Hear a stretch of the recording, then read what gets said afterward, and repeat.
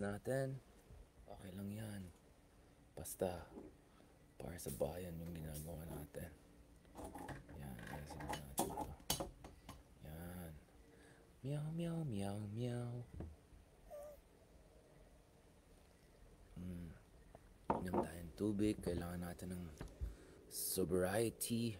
Ano nangyari sa ano ko? Sinasabotage ba tong Facebook ko? Sarap buhay eh. Bagal na tong bagal ah. Clear ba ako dyan guys? Mga ka-team meow. Ayan, live na yata tayo guys. Meow, meow, meow, meow. Sarah, Sarah. All, meron na tayong meron na tayong crossover. Meow, meow, meow, meow. Sarah, Sarah. All. Talagang, eto na guys. Grabe, nakita naman ng isang gabi. Kakatulog nyo lang, biglang nakahabol pa natin interview natin kay General Torre about dun sa kanilang live operation sa compound ng Kibuloy. I mean, sobrang daan-daan hektarya ang pinag-usapan dito. At sabi nung iba, parang medyo medyo ISIS, yung Maute, yung may underground pa sa Marawi, di ba? Hindi na kailangan pumunta pa sa Middle East. Naalala natin nung panahon ng Marawi, may underground metro. Well, actually, that's a sarcastic term they use, underground metro. May underground tunnel systems daw na ginawa ng Maute Group noon nasa Marawi sila. So, yun daw yung isang dahilan na hirap ang Philippine government, that it took more than 5 months of constant operations and bombardments, which unfortunately led to massive destruction in Marawi. And I feel really bad about that nung bumisita tayo sa Marawi noong 2019. I really felt about the effect of that. So, 2 years after the operations, sirang-sira yung Marawi and all of that. But, yun nga, sabi nila, yung isang dahilan na hirap ang etong mga kapulisan natin, at saka hirap na hirap yung ating sandatang lakas na huliin itong mga Maute fighters was because of the underground tunnels. So I don't know guys if we have a situation similar like that, na kung saan baka meron na tayo na wait lang guys, mukhang 1 second i-reset ko lang yung modem, mukhang mahina internet natin. 1 second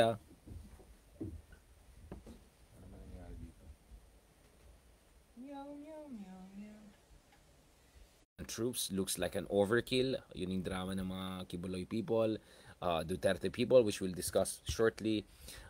But kung titignan mo yung gaano kalawak yung compound ni Kibuloy, I mean, ibang klase tong tao na to. Mukhang talo pang Disneyland pagdating sa lawak ng kanyang mansyones, mga resources. Talagang may sarili pang hangar daw, sariling aeroplano, which I wonder saan niya kinuha yung pera niyan. I really wonder, saan kinuha ni Kibuloy lahat ng pera niyan? Paano siya nakagawa ng ganyan kalaking compound? Saan galing yung pera na yan? Because kung ang pera na yan ay galing dun sa mga mahirap na miyembro, connect the dots. Or kung ang pera na yan ay galing din sa mga ibang paraan, well, then ibang usapan din yan, diba? So I just wonder, paano naging mayaman itong tao na ito na sobrang big time na yan? In fact, yung mga sources ko dito is, yung mga military people na kausap ko, na nakapunta na daw dun sa compound niya, ibang klase daw, foreigner pa daw yung mga ibang nagpo-provide ng hospitality, if I can put it that way. I mean, like crazy effort, insane stories. So base dun sa conversation natin with di ba? Tanong yung sarili niya, saan galing yung pera niyan? Paano siya nakakuha ng ganong karaming pera na gumawa ng compound na ganon? Etong tao ba ay negosyante? Kung negosyante siya, nagbabayad ba siya ng buwis? Etong tao ba ay innovator ng technology? Meron ba siyang ginawang BYD or Tesla? Etong tao pa ay naging politiko na nagkaroon ng development fund or something like that. Hindi naman, di ba? So, I wonder, saan niya nakuha lahat ng pera niya to make something as huge and crazy as that. In fact, I remember a few months ago, may nakita ko on internet kung saan ang pinag-usapan doon is yung biggest indoor na stadium na air-conditioned na gagawin. Hindi na yung meron tayo dito na, of course, we know also religious group is behind that, pero gagawin daw nila Kibuloy sa Davao. So, I mean, like, you're looking at insane amount of money. And you wonder where on earth is this money coming from? Because if this is from the contribution and alms from what looks like mostly low-income folks, then ibang usapan na yan, di ba? Um, or if it's coming from somewhere more fishy, then malaking usapan din yan. So, grabe guys. It's just insane. Yeah, actually, the other day, I suggest you guys to check this. There's this report on New Yorker Magazine or New York Times Magazine about itong kulto na yan kung saan meron yung isang Nigerian pastor, no, na convince niya yung kanyang mga followers na pumunta sa gubat kasi daw hindi sila makapili daw ng kasi kulang daw sila ng pera, hindi naman kasing yaman ng Kibuloy. So hindi sila nakabili ng malaking lupa doon sa malalaking syudad. So pumunta sila sa gubat. Tapos doon sa gubat, ang ginagawa niya, uh, minamanipulate niya yung mga followers na isipin na dapat mamatay sila sa gutom kasi yun yung fasting na yan, fasting to death, yun yung maging purification nila. At kung fully purify sila, then pwede na sila mapunta sa, essentially, to be saved, to go to heaven. Yung pala, ang nalaman ng iba, ang nangyari dyan is, yung organ harvest, yung mga membro. No? So yung pala nangyari, pinapapatay niya yung mga pinapagutom niya na hindi patay. Tapos yung organ harvest niya pala, yung mga followers niya. So, sobrang grabe. So lumabas ito sa investigations. Makikita mo sa Nigerian Parliament investigations. Insane. And then, ito pang masaklap. Nung nagkaroon ng rescue operation, eventually, yung ama ng isang pamilya na biktima, niligtas sila, bumalik, eventually na-convince yung police, kasi nung una, yung mag-cooperate ng police, authorities, hindi sila naiwala, or ayaw na tumulong, whatever. Eventually, pumunta sila, and then may mga naligtas pa sila na hindi patay ng mga bata or even matanda. Ito pa yung masaklap. Ayaw magpaligtas yung mga tao yan. Dahil sa kanila, tama yung ginagawa nila at tama yung kanilang pastor. Imagine mo, after everything, after seeing people starve to death, people choke to death, probably they knew what was going on with the organs harvest and all of the abuses that happened inside yung kanilang camp essentially sa loob ng gubat. Yung iba, believe pa rin sila sa kanilang pastor. At sa tingin nila, hindi yung pastor nila yung mali. Mali yung mga sundalo niya, mali yung mga tao niya, mali yung mga deputies niya. So, human beings really have a tendency to fall into this spiral of misbelief or believing in the false prophets. Diba? Tama-tama. Kaya 'di ba, kaya sinasabi, 'di ba? Sinasabi sa gospel natin talaga, guys, na 'di ba? Beware of yung mga false prophets, 'di ba? Who comes in sheep's clothing, pero yung pala deep inside, they're ravenous wolves, 'di ba? Although yung iba naman mukhang wolf lang talaga. Wolves in wolf's clothing yung iba diyan. Kaya hindi ko talaga maintindihan bakit hindi nabubuking kasi obvious na wolf talaga. But anyway, talagang beware of false prophets. At alam natin sa ating Biblia, sa ating in other major religious traditions, etong issue ng false prophets, people who misuse and abuse the word of the Lord, people who pretend to be the embodiment of the Lord's values, people who pretend to be divine and all, God is angry at those people. O lalong na kung sacrilegious pa at self-proclaimed pa and all of that. Nako, God has a lot. These people have a lot to answer to God. These people have a lot to answer to God. Klarong-klarong Biblia about false prophets. Klarong-klarong Biblia at lahat ng mga malalaking relihiyon ukol sa pag-abuso ng relihiyon for personal or even worse kinds of ends. Sobrang klaro yan. So, nakakalungkot talaga, guys. Nakakalungkot talaga when you see people who sincerely believe in wrong values. Now, the Kibuloy situation is still unfolding as we know. Please update me if there's something I don't know. Ako naman, ang plano ko is interview natin ulit si Director Torre, or siguro pupunta na ako sa Davao if ever there's any development there. But the compound is so large that they really have to scan the whole place. Good luck with that. Alam naman natin there were like people from Division 10, 12, and 13 nagpadala ng reinforcement, no? Augmentation force ang tawag dyan. Dyan sa Region 11 under Director Torre. But it looks like kailangan talaga natin dito special operations all the way. And this is where it gets interesting. Let's not forget, guys, ang FBI also ay meron din stake dito. dahil most wanted itong tao na to for trafficking and all of that, other kinds of crimes. But at the end of the day, I think the Marcos administration has to be absolutely clear that if ever there's any assistance from the United States, front and center pa rin yung Philippine National Police. Because one of the things na napansin natin dun sa linya ng mga mga tao na to is pinoportray nila this entire operation as a US operation. Pinoportray nila this entire operation as a reflection na si BBM ay supposedly proxy ng Amerika, si BBM ay tuta ng Amerika, which by the way, essentially is a reflection of the Duterte ideology or worldview.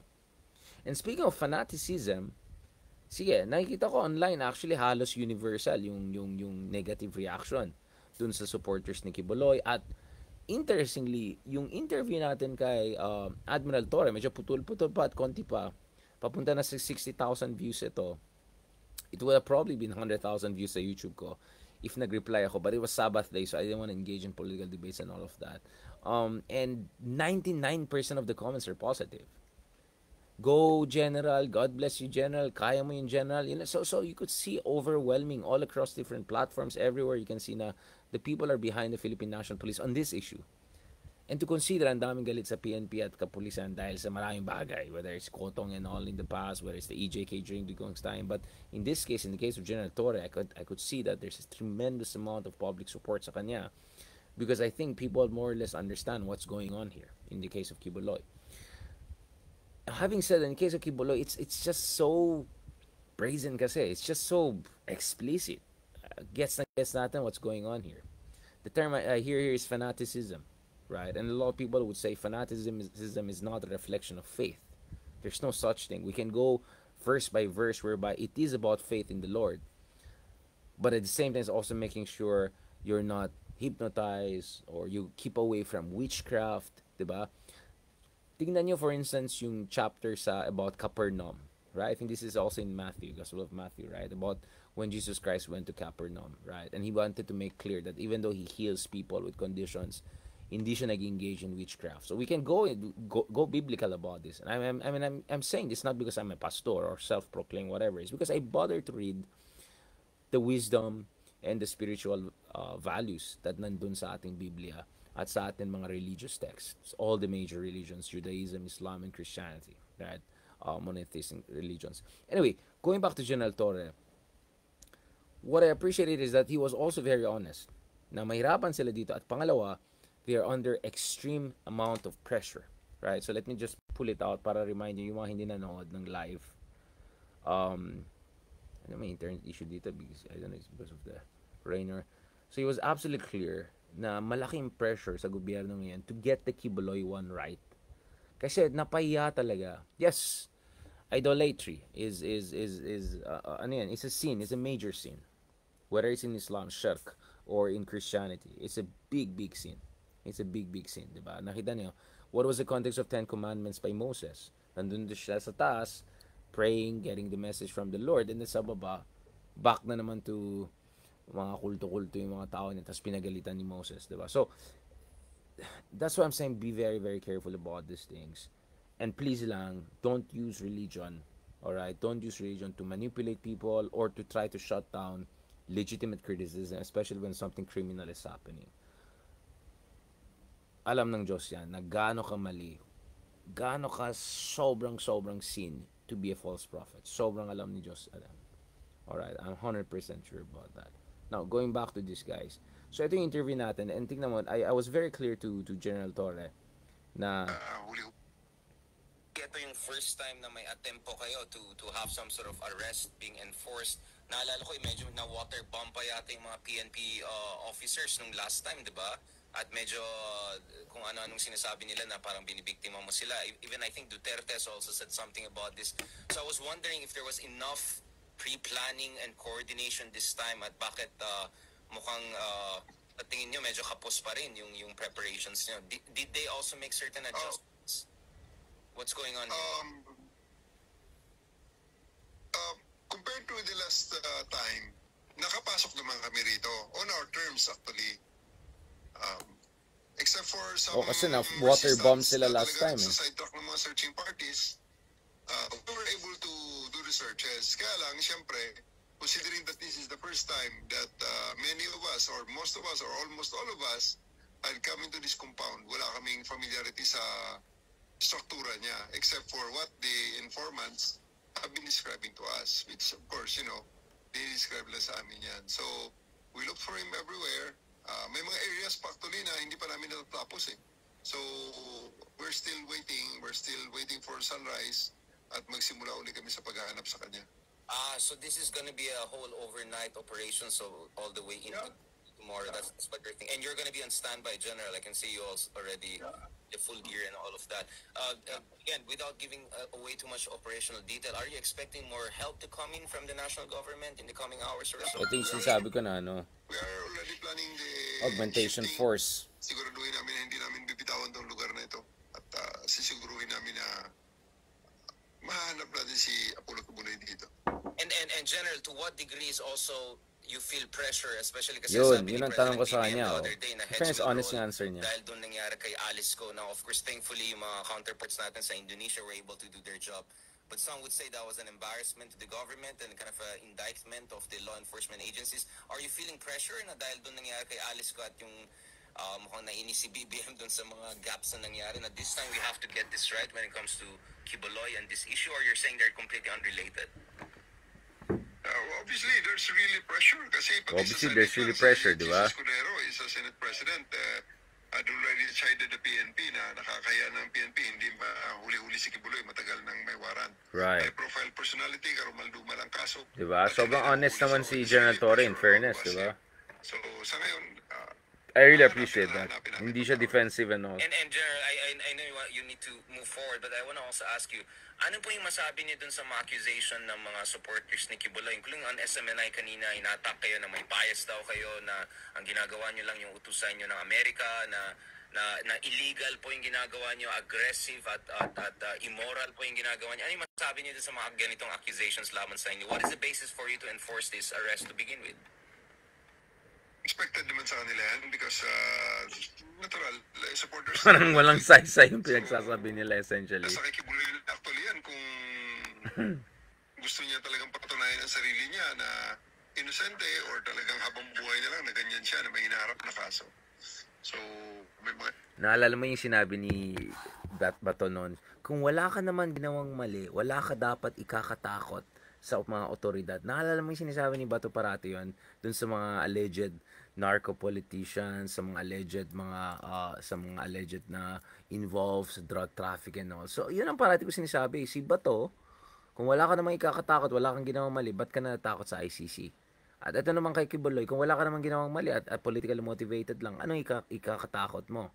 O ngayon, biglang i-question yung buong kapulisan, question yung buong sambayan Pilipinas at saka yung national natin. Hindi pwede yan. You cannot be selective about that. Sinasite ang kanyang abogado na kesyo pwedeng ganito, pwedeng ganon, but at the end of the day, he's not submitting himself to the jurisdiction of the court, kundi dito lang siya sa kanyang mga supporters at sinasabi niya inosente siya, and his supporters, hook, line, and sinker, ay tinatanggap na inosente siya. And General, speaking of that, I mean, how optimistic you are that something positive will happen in terms of making sure the rule of law prevails here? Come again? How optimistic you are na yung operation this time might be more fruitful than before and in terms of moving forward in terms of rule of law. Kasi, to be honest, this Kibuloy episode I don't think reflects very well on the country and yung allies natin. I mean, he has an FBI wanted list, so many people are wondering about the effectiveness of our law enforcers. So how optimistic you are na we're moving in the right direction here? Okay, so ito, I think we are doing right naman sa pag-enforce ng batas na to, ng warrant of arrest na to. We were able to convince them to surrender, to open the gate for us without any violence.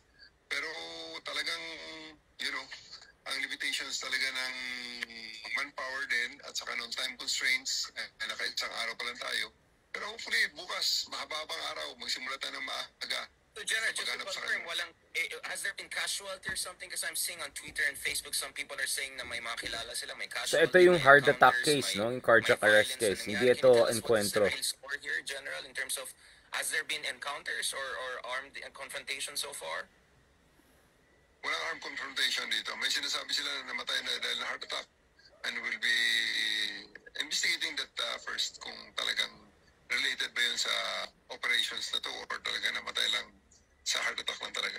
And how do you make sure now hindi lalabas ng bansa like what happened with Alice? Yun, We were kay saying Alice that ko malapit ito situation, sa- tinanong ko talaga I mean, yan. is it close to the airport? Could there be a way for some of these personalities to get out of the country? Kasi alam ko hindi lang naman si Kibuloy, di ba? 5 sila, if I'm not mistaken, now have warrants. Yeah. Well, for one, the license of his private airline company was already revoked by CAAP. So, naka-ground ang lahat. Yan, so hindi siya makalis ng bansa at least through flight. Kasi meron siya sariling hangar dito na connected diretso sa... Did you hear that? May sariling hangar for airplane. Si Kibuloy. Ganyang kalaki, guys. May airport siya, essentially. May sarili siyang airport. Kaya I wonder, saan niya kinukuha yung pera na yan? How was he able to establish all of that? At ito si Digong, na nagsayo parati na, ayoko sa corruption, ako'y magaling na leader. How do you have this situation in Davao that a pastor is able to have it's practically his own airport? I mean, this is crazy. May sarili siyang hangar. Sa Davao International Airport. So, hopefully, hindi siya makalabas ng basta-basta using the aircrafts na nandito. And General, just asking about this, I mean, nakita natin kanina sa SMNI, you know, we're talking about creating some sort of people power or incitement. Ito yung, rebellion it's or something like You're that. You're sila. already saying na medyo overstretched kayo. Are there enough law enforcers there to make sure na hindi magkagulo dyan sa Davao? Depending on how much supporters will come out and how aggressive they're gonna get. Especially if you're successful. Let's say in the next 24 hours, mahuli niyo talaga siya. For sure, there will be a response. Are you ready for the contingencies if ever they go into civil strife or something more aggressive? I don't believe that the KOJC has the numbers to master. Hindi ako naniniwala na ganun sila karami. Nagkataon lang na maingay lang talaga sila. At ang mga supporters nila are fanatics na talagang buong kabuhayan nila ibinibigay nila sa kay Kibuloy and Kibuloy had been begging alms for spurious foundations that and he uses the proceeds. Yan ang gano'n eh. Hindi naman yan accusations ko eh. Yan ang mga items na naka-enumerate sa mga naging offenses niya both here and abroad. And General, you're not concerned about the reaction from their key allies? Yan. People like Okay, Duterte, I mean, this is the key part, right? So you could see I was very, so kahit gabi na, kahit sobrang internet connection problem, I tried to make sure I ask all the important question. And ultimately, I had to ask question, itong tanong ukol sa mga Dutertes, which is obviously the next thing we're going to talk about. And obviously, this is immediately the next thing that came out after a few hours after itong interview natin. Hindi ko sinabi dahil lang sa interview, but I'm saying, just few after sa interview niya, nakita natin sinong sumuporta kay Kibuloy. Or sino lang sa lahat ng mga major political families and parties ay sumuporta sa kanya. Kaya balik na naman tayo dyan eh. Isang kaibigan. Isa lang talaga malakas na kaibigan si Kibuloy at alam natin sino yan. There is a very close friends of Kibuloy's. Are you also looking at contingencies if ever there's also pushback from those powerful figures? We'll cross the bridge when we cross. We'll cross the bridge when we reach there. But right now, wala pa namang reaction kaming nakita sa mga Dutertes except Senator Bato de la Rosa came over this afternoon just to check on. Oo, di ba? Si what's Bato rin happening. Wala involved. naman siyang sinabing stop the operations or anything favoring one side. So ang sa kanya lang is just keep it civil, keep it peaceful. As parting words, General, what do you have to say to people, to the Filipino people? How important is this operation? How can they cooperate? How can they be helpful in this situation? Perhaps not spread unnecessary fake news or disinformation, because I'm sure there are a lot of fake news being spread to create panic, to create backlash against the police forces. Ano po yung advice niyo? Is there any request you have to people? The PNP will enforce the law without fear or favor. So please understand us that we are just enforcing the law. We're just doing our jobs, and this is nothing personal. And we really don't have anything personal against the person, except na meron na siyang warrant of arrest na kailan niyang harapin, order ng husgado, kaya kailan namin i-serve talaga. Thank you very much again, General. I hope we can get back to you once there are more developments. Alam ko medyo mahaba-habang gabi at I can see you're very exhausted. Maraming salamat, General Torre. the director for Region 11, who is overseeing some very, very important operations that everyone is also looking at. Maraming salamat, sir. Get back Okay, to you. so yun, I don't know, kahapon daw, yung mga ibang vloggers din, interview nila or something, I don't know about this, but ito kasi I went direct line, no? Dun sa mga officer in charge. At nakita natin si General Torre at tinitira din ng mga Kibuloy people kahapon, etc. So I thought it's very important to get his side of the story, and also since he's overseeing itong operation nito, to figure out what's going on that side, no? Kaya ito po yung konteksto ng sinasabi natin. Let's see, obviously I'll have to ask whether it's General Torre or PNP chief or yung mga ibang major officials once we have a major development in the front of Kibuloy. Now, just as I asked dito, sabi ko, ano sa tingin niyo maging reaction ng Duterte? So obviously, wala pa silang reaction at the moment na lumabas itong interview natin, which is just about midnight, and na-release ko just right after midnight the other day. And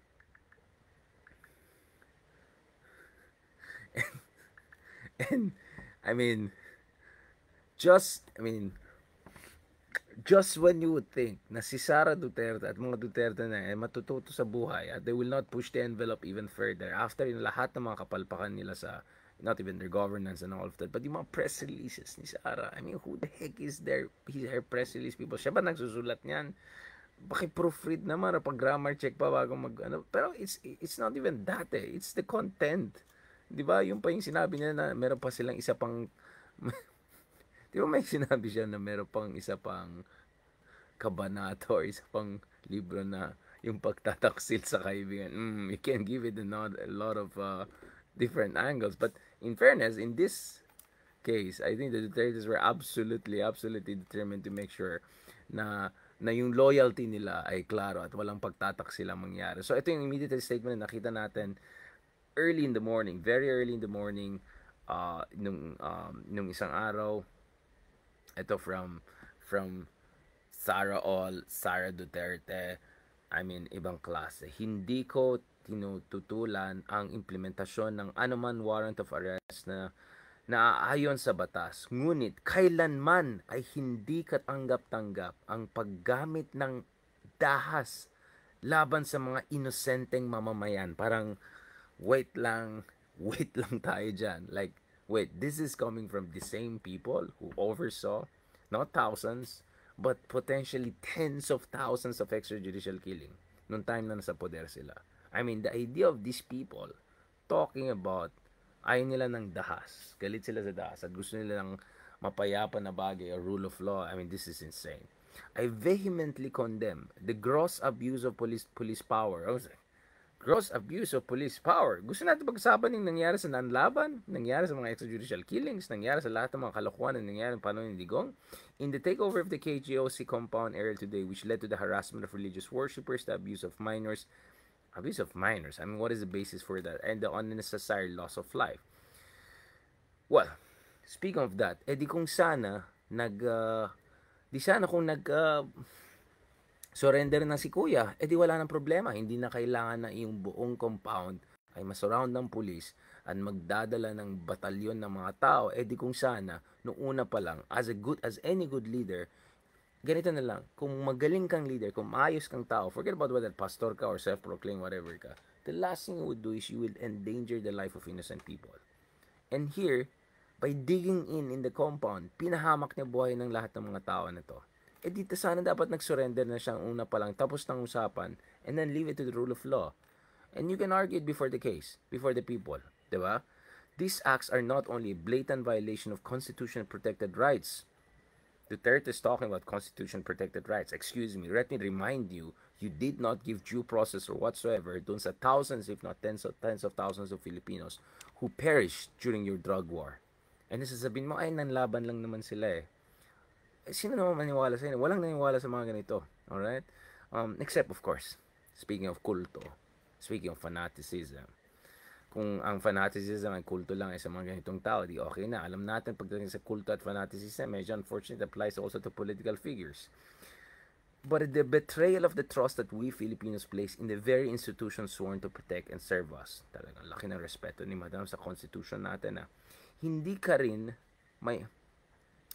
rin maiwasan matanong sa sarili ko, Ang paggamit ba ang pangkaraniwang Persa at di makatarungan pang aubuso sa ordinaryong Filipino upang maipatupad ang naturang warrant of arrest at ay dahil sa ang akusado ay isang kilalang Duterte supporter. Ito yung sinasabi ni ate na, you're politicizing, excuse me, you're politicizing this politics. So immediately here, they jump from talking about their love for human rights, their respect for our constitution, biglang-biglang, we are victims of politicization. Yan. And then sa dulo, kaya, nais ko rin humingi ng dito tayo na humingi ng kapatawaran sa lahat ng miyembro, deboto at bumubuo ito kay Kibuloy sa paghikayat at pakiusap ko sa inyong iboto si Bongbong Marcos noong 2022. Naway mapatawad, naway, is that a Bisaya thing? Sana mapatawad niyo ako. You deserve better. Filipinos deserve better. Wow.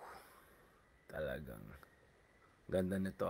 So sa first part, nire-remind ng mga Dutertes gaano kalalim yung kanilang suporta sa human rights at constitution protect. And then the next thing you know, biglang, this is all politicization because Kibuloy is a Duterte supporter.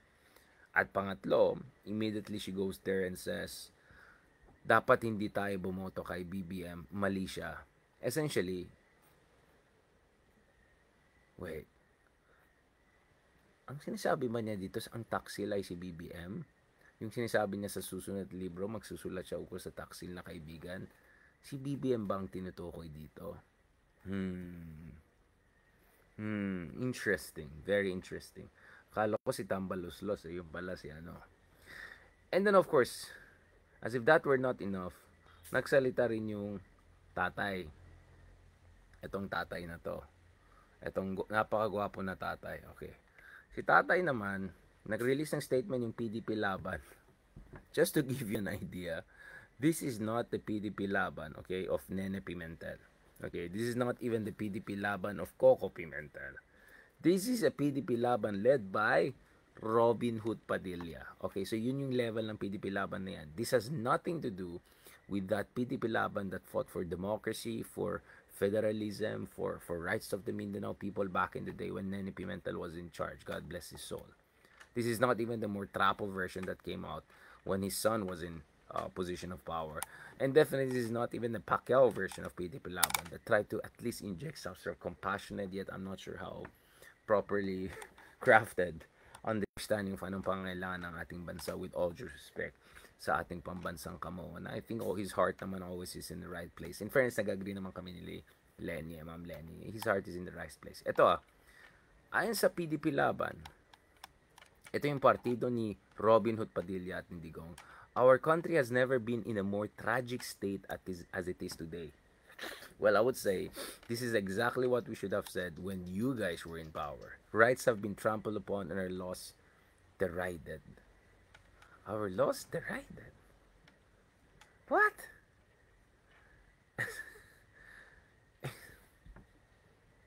Sino mga trying hard naman nag-English na, you know, in the thousands of books I've read. No, it's not necessarily incorrect, but it's such a poor prose. But anyway, early today, elements of the Philippine National Police Regional Office led by, talagang pinapangalan nila yan, si General Torre, forced their way into the Kingdom of Jesus Christ compound, which resulted in violent confrontation. Well, without absolutely mentioning that there was a resistance to surrender, that there was no surrender, that there was a warrant of arrest, and this person does not want to surrender, and sinasampalan lang niya yung kapulisan na dating estado by refusing to hand himself in and face the music of due process. We call on the remaining decent PDP Laban, led by Robin Hood Padilla, partido ni Digong, talking about decent people and patriotic members. Patriotic members. Ano ang ulit ang sinasabi nyo ukol sa West Philippine Sea? Anong ulit ang sinasabi niya? Ay talagang urge talaga ako, guys. Yung nakaka-urge nakaka-urge yung complete lack of self-awareness. I mean, it takes a certain level of my goodness out of this world. Nakaka-urge talaga. You guys talking about patriotism, what the heck have you said against China? What the heck have you said in favor of the Filipino fishermen? What the heck have you done to protect us in the West Philippine Sea? Wala kayong sinasabi against China, which I wonder, bakit kaya? And by the way, PDP Laban is a party that has cooperation agreement, memorandum of agreement, whatever, with Russia's leading party of Putin, with Communist Party of China, and ito pa yung crazy. I went to North Korea, di ba, back in 2018 and all of that. By the way, mga epal dyan na they were twisting what I said. Hindi pa bawal mag-pictures in North Korea per se. Obviously, you can do that, but of course, but I took pictures outside Pyongyang and on the way to the border. And those were not necessarily sanctioned and had no minders when I did that. So anyway, going back to this. One of the things I realized when I was in North Korea was that a week or two after that, PDP Laban of Digong was about to sign a memorandum of agreement with the North Korean People's Workers' Party. Yun po yung level ng PDP Laban. You guys are talking about patriotism and decency when you have direct party-to-party cooperation relationship with Communist Party of China. Umabot pa nga kayo sa North Korea. The complete embodiment of tyranny and all of that. I mean, this is insane. We call on all Filipinos, regardless of political persuasion. Ewan ko na kung sino. Bakas ito lang yung mga dilawan na anti-Marcos lang makinig dyan. But I don't even think sila yung makialam dyan. Regardless of to offer prayers for peace and justice. I don't disagree with that. Spare our people of the unwarranted tension. Again, I mean, PDP Laban is talking about unwarranted tension. It's talking about peacefulness. This is insane. About patriotism, decency. Are you kidding me? What the heck did you say when bastos na bastos yung dating presidente na yan? Lahat na lang binastos. Binastos yung saligang batas, binastos yung institution natin, binastos yung mga journalists natin, binastos yung bayan natin, binastos yung mga foreign leaders na kaibigan natin. Sige lang. Again, let us ask this administration how it can guarantee the preservation of the constitutional rights of our fellow Filipinos when even the most fundamental of these rights are being blatantly violated. I mean, alam mo, pa-chat-GPT na lang yan. Suggestion ko both kay Sara at saka PDP Laban ni Robin Hood. Magpa-chat-GPT kaya. Kahit yung chat-GPT 1, mas maayos ang lalabas na PR, to be honest. Kasi yung chat-GPT 1, sabi mo, kasi I know that I do ChatGPT, so not for using, obviously. I don't need it for using. But I did ChatGPT just to test it. And tinanong ko, for instance, if you have enough stuff there, you can say, write about topic X as Richard Heydarian, ay nalalabas yan. And in fairness, it's like 60-70%. Alam mo, kung tanongin mo yung ChatGPT, tanongin mo, can you write as Sara Duterte about constitutional freedom? And I'm sure even the ChatGPT will say, Madam, ito lang po masasabi natin, di ba? Based on your track record and based on all the headlines and reports about you guys. All right. Anyway, this is crazy. I mean, this is crazy times. But anyway, so I just tested ChatGPT once a month. It's insane. It's not as good yet. So para sa mga teachers, madali maghuli talaga kung nag-cheat ka ng ChatGPT, and I have zero tolerance. But I'm saying, even ChatGPT, even the lower versions are smart enough to realize to remind you. There's just so much you can stretch it. So if you say, write as Richard Heydarian about this, hindi po ang lalabas ay, I don't know, Charles Dickens or something like that. Alright? It's gonna be something different. Right? Maybe closer to you than not. Anyway. But just when we thought that's like as crazy and interesting as it can get, actually, bumalik ako. I think Ivan sent this to me already. Guys, wag kayo magulo, okay? Pag nag-ano ako, pag nagla-live ako and all, wag kayo magpakita na kung ano na-distract ako. Lalo itong mga topic na to na gusto kong tumawa na, gusto kong umiyak na, gusto kong magalit na. Ang dami kong urge yung urge, yung inis ko, yung urge. Di natin makontrol yung urge natin, di ba? Speaking of this, mga kamets, nasa ba tayo? Ito. Nasa ba to? Ito. Just when we thought. Alright. Just when we thought we have seen it all. Yung pala. Bayan, pumili ka, di ba? Ibang klase. May merch na siya. I mean, it's so crazy. Meron ng merchandise. Ang bilis nung gumawa ng merchandise, ah. Ang bilis nang gumawa ng merchandise. China talaga, ang bilis gumawa. Siguro yung China sabi na, well, either way, we win. Kikita tayo dyan. Siguro yung mga, ayan, baka makahanap na kayo sa Divisoria yan. Ano ba kayo guys? Team Kadiliman or Team Kasamahan? That was, alam mo yung Freudian slip, di ba? Freudian slip is, you know, di ba si Freud, yung psychologist, was about subconscious. So when you say Freudian slip, biglang nabuking mo yung sarili mo, yung mga nasa loob, or yung mga totoo, or yung mga totoong paniwala mo sa buhay. Ibang klase. Ibang klase talaga. Natawa talaga ako the way na confident si Koya, si Supra Lawyer. Ito si Miss... Nasaan ka?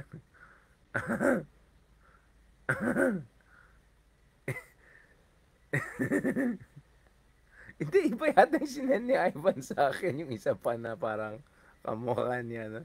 Hindi, ito talaga. Just when you thought that. Laban ng Duterte at Marcos. Ang laban po ngayon ay puwersa ng kadiliman laban sa puwersa ng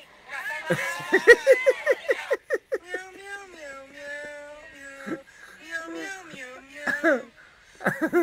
Hindi na po ito laban ng Duterte at Marcos. Hindi, may confident ba siya? Ay puwersa ng kadiliman laban sa puwersa ng Yung mukha niya. Gumana siya biglang. Parang, hindi yan ang hindi yan ang script naman. parang nag-off script na naman sila. Nag-off script na naman si Kuya, di ba? Anong klase? Nag-off script sila. Hindi naman kayo dinala dito. Para maglaglagan dito. Di ba? Ay, nako talaga tong Pilipinas. Pero, well, Harry Roque did it again. I think he has the most eloquent description of what's kung ano yung lumalabas dito sa ano natin. Sa tuloy naisip ko yung ano, ito yung pinost na ano, yung bayan, pumili ka. Ay, pumili ka, bayan o sarili. Tapos biglang pumili ka. Team, ano, ay nako, nasaan yung version ng meow meow ko? Meron ba? Yan. Yung mukha na yan, tingnan niya yung reaction niya. Meow meow meow meow meow meow. Nung nag-gets ni Kuya na, I mean, they cannot even get this right. They cannot even get the Facebook Live straight. Sino bang mga kadidiyan sa ginawa nila dyan? Ang ating pong laban na po. Yung talaga, hindi po, laban na ito ng mga market. Ang ating pong labanan po ay laban ng kadiliman at proud na proud siya kasama.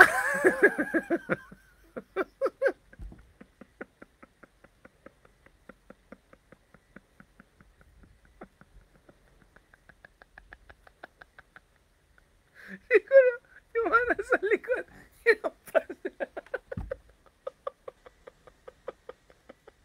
ulitin pa natin. Ito ba, ay laban ng, hindi, ito laban ng mga Duterte. Ready na yung mga nandun sa likod. Sige na sir, ito na, go na tayo. Ready na kayo. Kasi sample lang yata kayo, di ba? Sample lang kayo, uminom kayong tubig. Umuwi ka ng energy drink para pag nagsalita kayo, malakas ang dating para akala nila mag-gets na tayo. Sige po, sir. Sige po, sir.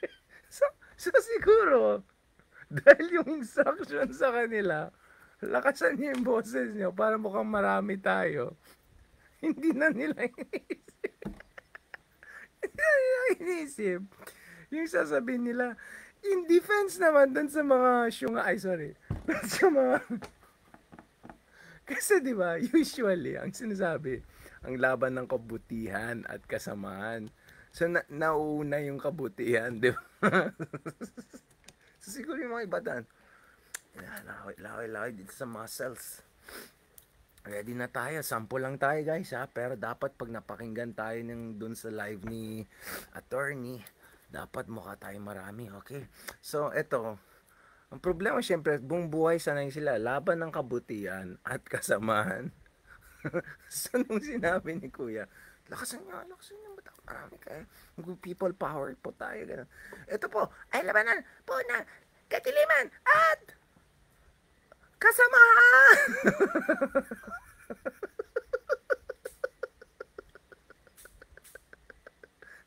Kasi syempre, there was a split second they were thinking, wait, bakit nga inuna yung kadiliman? Dapat di ba kabutihan? Pero, wala eh. Sinabi ni Kuya, lawan ito ng kadiliman at kasamaan. Gumano sila, oh my, tapos yung itsura niya, yung itsura niya. Diba? Tama yung analysis ko, diba? Sampo na nga lang sila. Binigyan sila ng vitamin juice. Tapos may nagmamasahe sa lip. Guys, lakasan niya. Para mukha tayong marami. Tara, let's go. Wow. Let's go. 1, 2, 3. Let's go, let's go. Yeah, yeah. Ganon. So, let's go. Ready na kayo guys. Holding hands tayo. Holding hands tayo para yung diaphragm natin. Yeah. Okay, okay na, go. Attorney, go. Ito po, ay, labanan po na katiliman at kasamaan.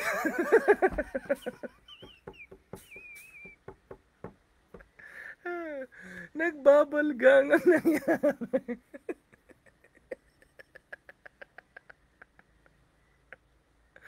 Diba? Kasalanan niya, bakit nga inuna yung kadiliman? Diba sinabi, laban ito ng kabutihan at kadiliman at kasamaan. Tuloy kasi, gusto niya siguro maging poetic. Yung mga para medyo medyo balaktasan. Ito po ay laban ng kadiliman at diba yung mga ganyan, diba? Pero yung mga tao syempre ready na sila guys. Sumigaw kayo na malakas guys. Sabayan niyo yung sigaw ha. Para talaga pag nagsama yan, echo yan, feeling nila, buong EDSA nakuha natin, hindi lang nila alam, nandun lang tayo sa, yung sa may New York Cubao, yung bababa lang kayo sa siguro sample lang sila doon. Ito pa, ay laban, mabilis magsalita, di ba? Ito pa, ay laban, hindi ito laban ng Duterte Market, ito pa, ay laban ng kadiliman, at, go, kasamaan! Ganon sila, wala na. So, I'm just saying, guys, in fairness, I think that's what happened. I think that's basically what happened. Pero malakas sila sumigaw, ha? Ulitin natin, ha? Tapos, feeling ko, bakit? Ginawa naman namin, ha? Sumigaw kami na malakas. Mukha kaming, hindi na 10, mukha kaming 12. Ito. Pakinggan natin ulit. Feeling ko talaga yun ang nangyari.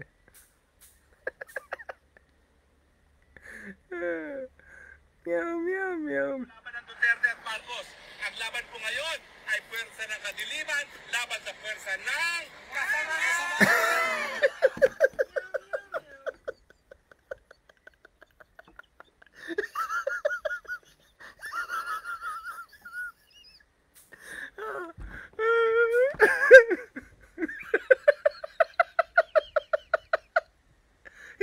Hindi nila nasabay.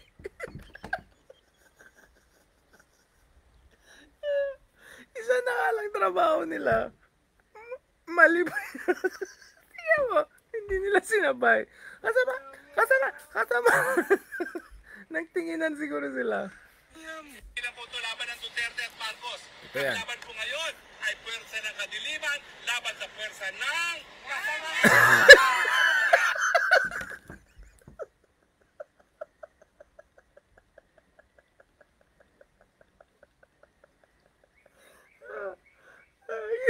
Yung isa kong inabot pa niya. Kasamaan.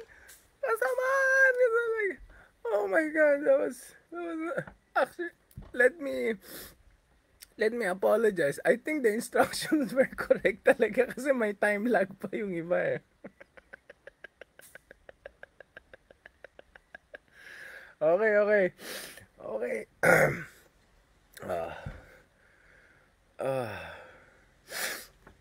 Hindi ko na alam kung maiyak tayo sa bayan natin or matuwa tayo, di ba?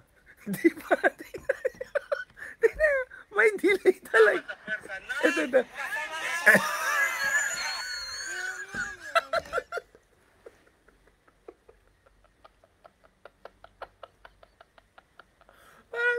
Parang nasa likod, inatakpa. Sama ka na! Kasamaan! Ganun. Parang hindi pa sila sabay-sabay. Okay guys, pasalamat tayo kay attorney. Medyo nalabas yung stress natin. Siyempre, stress tayo sa updates na nangyari. Di ba guys, napansin nyo, hindi pa sabay-sabay yung mapakapalpak mga. Tapos parang pito lang yata sila eh. Kasama! Di ba, nagsabay sila. Tapos gumanon si Supra, di ba?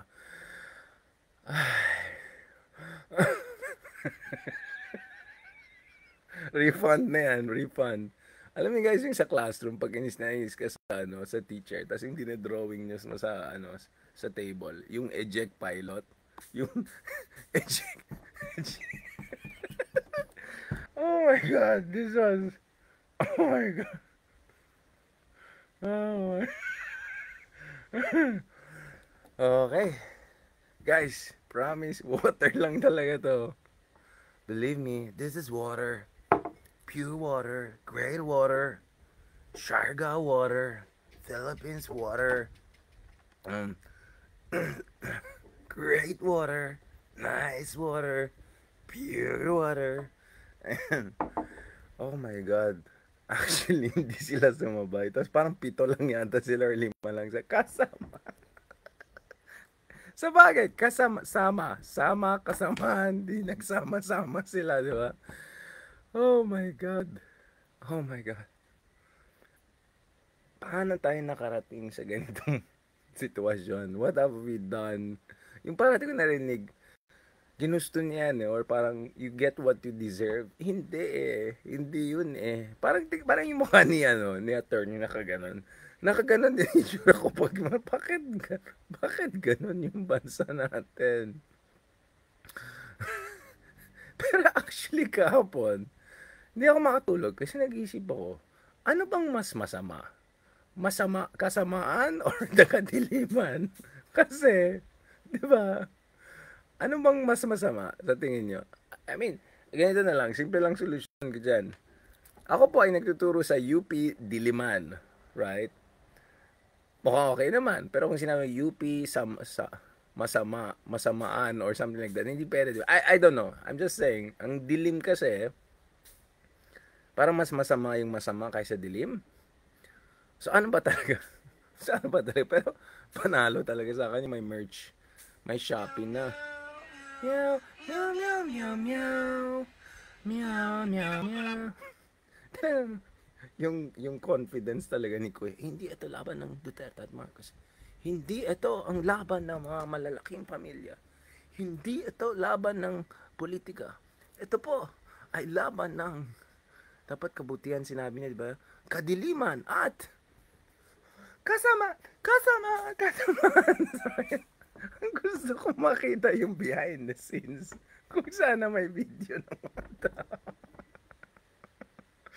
Okay, tama na guys. Matulog na tayo. Hindi ko alam kung sumakit chan ko, sumakit ang ngipin ko, or ano. Pero grabe na talaga yung bayan natin. Alright? On that note, thank you very much sa ating mga kasama.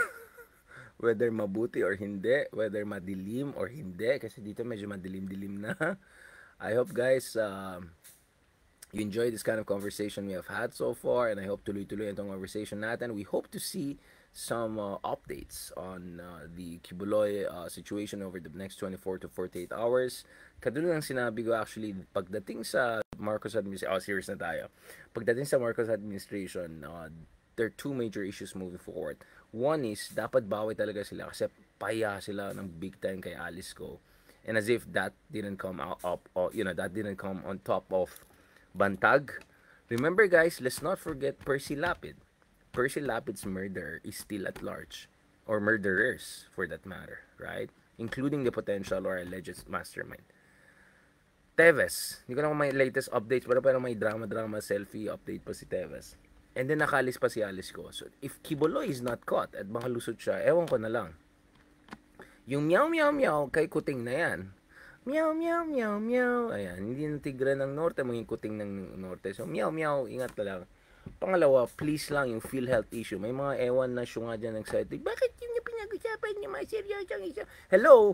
Did you miss like 25-30 minutes conversation I had today, the other day about PhilHealth? The 1-hour conversation I had with Justice Carpio about the PhilHealth issue, Morris. Ang sinasabi ko dito, the government cannot get some of these big issues wrong. Kasi they're wrong to begin with, if they're really wrong. And pangalawa, even if they're actually not 100% wrong, meaning there's some arguments to be made around it, eto mga Duterte, eto mga isang kaibigan ni, isang kaibigan ni Kibuloy, yung mga ganyan, gagamitin nila kahit anong maliit na problema at i-exaggerate nila para ipakita nila na ang itong gobyerno ang pinakamasama at sila ay okay at sila yung biktima at silang kawawa. Alright? Pas ang labanan dito, sino maging kadiliman, sino hindi, actually ang labanan dito, sinong kasamaan, di ba? Pero yung mukha talaga. Ganun. Hindi ang labanan dito, sinong kadiliman at kasamaan. So guys, in the interest of national interest, paki-message sa baba, ano bang masama? Kasamaan or kadiliman? Ano po ang sa inyong mas problematic? And more importantly, sino ba sa inyo ang kasamaan at sino ba sa inyo ang kadiliman? Alright? On that note, I think kailangan natin magsulat ng libro. Team Kasamaan versus Team Kadiliman. Okay, ang dami mga updates na nangyari. Ibang klase. Too busy na ako. Sana sinama ko na yun sa, sa column natin. Anyway, thank you guys so much. Maraming salamat sa lahat ng mga nakikinig sa atin. I saw a number of, I'll be honest, okay, let me just blurt this out. I saw a number of pathetic whatever people out there saying, oh, hindi ko masakyan yung humor ni Richard, whatever. Like, dude, alright? We have a ridiculous situation here and there. We have crazy politics and all of that. Sometimes, the best we can do is to a little bit laugh trip around it. Now, obviously, I cannot do it as a kind of a stand-up level, witty level, etc. You want to see that version of me? Go and watch my talks in top universities around the world. Then you'll have an idea about it. Okay, so, okay, magmaganda dyan. And I'm glad dun sa mga nanood ng mga Cool Pals episode natin, not 1 but 2, dire-diretso niyan the other week. Kitang-kita niyan, I can easily deal with comedians, entertainers, etc. Mga dili lang sakyan ng jokes nila. Alright? Importante yan. The jokes, of course, I'm against are racist jokes, you know, all sorts of crazy jokes, no ways. But in terms of wittiness, fun, ganon, no problem yan. Okay? So, yun lang po. So, doon naman sa mga nag-comment na first time, nako, may first time watchers tayo. Can you believe that? For the first time lang. Pero natuwa daw sila sa ginawa natin kasi we made some very, very tense, difficult, tortuous, fraught issues, more or less digestible, especially emotionally. Kasi minsan guys, pagdating sa ating politika, it's not the intellectual complexity which is the issue, right? Ang issue talaga dito is yung emotional fraughtness, yung difficulties and all of that. And that's why sometimes kailangan natin ng mga ganitong paraan kahit sa masakit na yung chan nyo, among other things, alright? Uy, pass. Sira ulo ka. Troll ka, tapos tanggal ka kaagad, yun. Adik ka lang eh. Pa-NBA ko kayo, mga yun. Yak na naman kayo dyan. Yak na naman kayo dyan. Ma-pebbles na naman kayo dyan. Bakit pebbles yung pangalan ng pebbles? Oo nga, no. Bakit pebbles ang tawag kay pebbles? Kasi mukhang pebbles yung ano. Okay, anyway. Alright. On that note, thank you very much. And please, guys, please don't forget to support us. Ito na guys, thanks to Cool Pals especially, but also to you guys. We went from around 600 ratings, now we're closing at 850 ratings dito sa ating deep dive with Richard Hidarian. Please guys, 8073 na tayo. So we added 200 new ratings over the past week. Just put Richard Hidarian deep dive. Sorry dito medyo baliktad beer effect. Just put Richard Hidarian, lalabas yan. Please support us if you think we deserve it. I appreciate the support. I mean, 5-star doesn't mean we're like perfect. Obviously, we can always improve, but it's a way of encouraging us. Alright, libre lang makinig sa Spotify. Actually, walang advertisement or anything. And I'm extremely glad and heartened to see my mga comments, sir.